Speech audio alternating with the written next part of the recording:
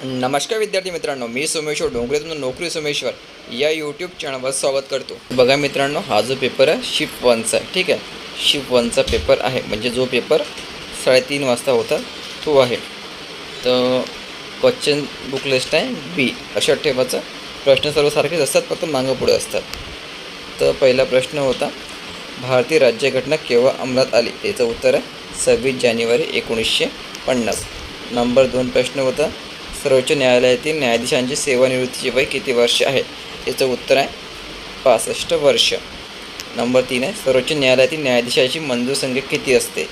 याचं उत्तर आहे 34। प्रश्न क्रमांक 4, भारतातील सर्वाधिक पावसाचे ठिकाण?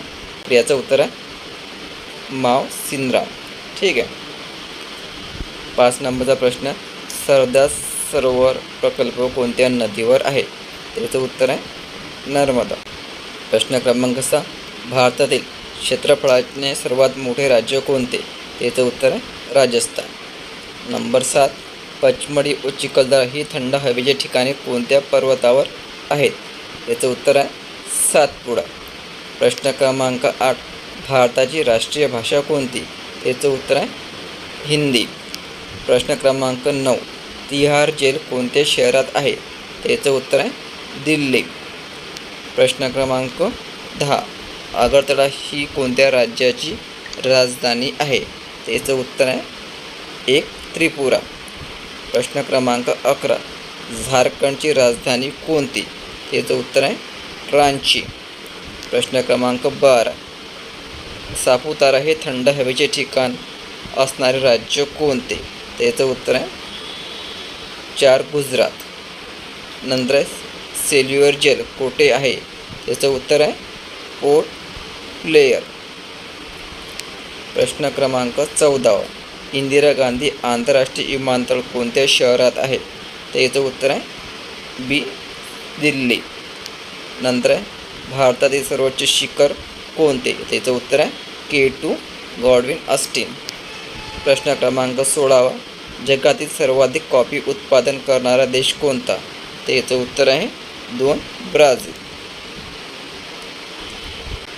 प्रश्न क्रमांक 17, ऑस्ट्रेलियाची राजकीय राजधानी कोणती? तर याचं उत्तर आहे कॅनबेरा। प्रश्न क्रमांक 18, भारताचा पहिला अवकाशवीर कोण? त्याचं उत्तर आहे राकेश शर्मा। 19, जगातील सर्वात लांब नदी कोणती? त्याचं उत्तर आहे बी नाईल।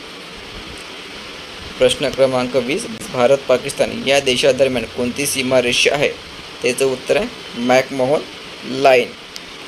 प्रश्न क्रमांक 21, वाळवंटातील जहाज असे कोणत्या प्राण्यास म्हटले जाते? तर याचं उत्तर आहे उंट।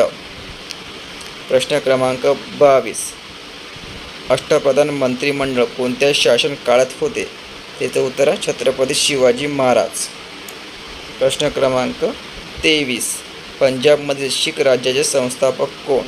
त्याचं उत्तर आहे रणजित सिंह। प्रश्न क्रमांक 24, महात्मा गांधींनी महाराष्ट्रात कोठे आश्रम स्थापन केले? याचं उत्तर आहे सेवाग्राम। प्रश्न क्रमांक 25, चेलेच्या आंदोलनाचे नेतृत्व कोणी केले होते? त्याचं उत्तर आहे महात्मा गांधी। प्रश्न क्रमांक 26, महाराष्ट्रातील खालीलपैकी मिठाचा सत्याग्रह कुठे झाला होता? त्याचं उत्तर आहे वडाळा। प्रश्न क्रमांक 27, भारतीय संविधानानुसार 7 रिकाम्या जागा सार्वभौम आहेत भारतीय जनता।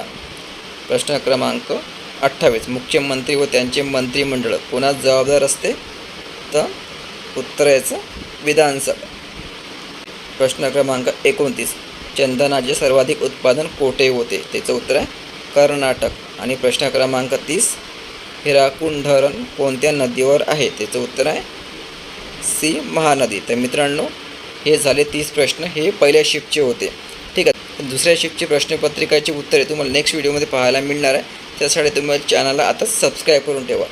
तर मित्रांनो, यामध्ये सर्वात महत्त्वाचं की तुम्ही बरेचसे पुस्तके विकत घेतलेले असेल, बरेचसे तुम्ही ऑनलाईन क्लास जॉईन केले असेल, पण कोणीही सांगितलेलं नव्हतं की तुम्हाला पेपर कशा प्रकारे येणार आहे। कारण आपल्याला अगोदरपासून वाटत होतं की पेपरमध्ये GK येणार आहे, मराठी ग्रामर येणार आहे, गणित येणार आहे, बुद्धिमत्ता येणार आहे, इंग्रजी पण काही लोकांनी सांगितलेलं आहे, पण पेपर पूर्ण जी केवर आधारित आलेला आहे.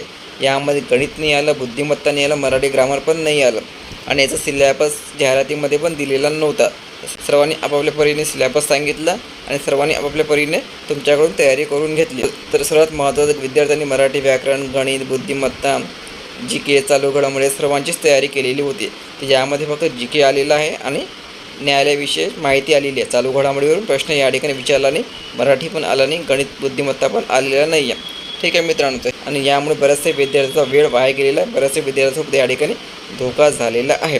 ठीक आहे, तर तुमचे 30पैकी किती प्रश्नाचे उत्तरे बरोबर आले ते कमेंट करून सांगा आणि याचा कट ऑफ किती लागेल हे मी तुम्हाला उद्या सकाळच्या व्हिडिओमध्ये सांगणार. त्यासाठी तुम्ही चॅनलला आताच सबस्क्राईब करून ठेवा. धन्यवाद.